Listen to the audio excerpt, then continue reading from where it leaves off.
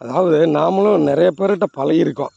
ஆனால் அப்பாவுக்கு ஈக்குவலாக ஒருத்தர் வருவார் அப்படின்னு நாம் பார்க்குறோம். நிறைய நமக்கு மென்டார்ஸ் இருக்கலாம். அவருடைய வார்த்தைகள் நம்மளை வந்து பாதிச்சிருக்கலாம், இருந்திருக்கலாம். ஆனால் முழுமையாக வந்து நாம் ஏற்றுக்கொள்ள முடியவில்லை. அப்பா வந்து பெரிய தீர்க்கதரிசி. அவர் நான் எடுக்கிற ஒவ்வொரு முடிவுலையும் அவர் இருப்பார். பல முடிவுகள் அவர் மீறி கூட நான் எடுத்திருக்கேன். ஆனால் அவர் சொல்லுவார், நம்ம அப்படி எடுத்தால் கூட மீறி இருந்தால் கூட ஒரு முடிவு எடுக்கிறப்போ நமக்கு எகென்ஸ்டாக இருக்க மாட்டார்.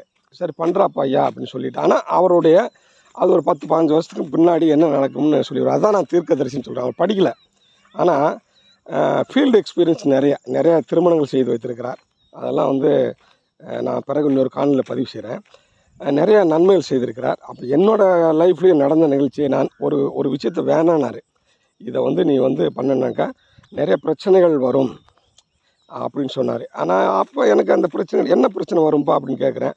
இல்லைடா கண்டிப்பாக வரும். இவங்க இப்படிப்பட்டவங்க, இவங்களோட நீ இந்த மாதிரி உறவு வச்சுக்கிட்டேனாக்கா நாளைக்கு ஒரு பிரச்சனை வரும். அப்போ நான் இறந்து போனேன். அவர் சொன்ன இப்போ தீர்க்கதரிசி பாருங்கள், நான் இறந்து போயிடுவேன், நான் இருக்காமல் போயிடுவேன்.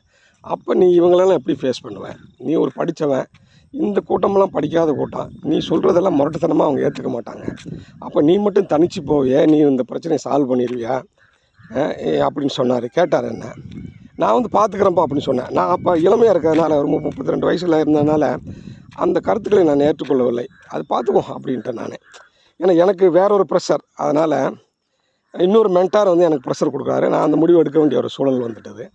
அப்போ எடுத்துட்டேன். ஆனால் அப்பா என்ன சொன்னாரோ, இந்த மாதிரி ஒரு 10-15 வருஷத்துக்கு பின்னாடி உனக்கு வந்து பிரச்சனை வரும், நீ ஃபேஸ் பண்ண முடியுமா, உன்னால் நீ தனிச்சு நீ போராடிடுவியா அப்படின்னு சொன்னார்ல.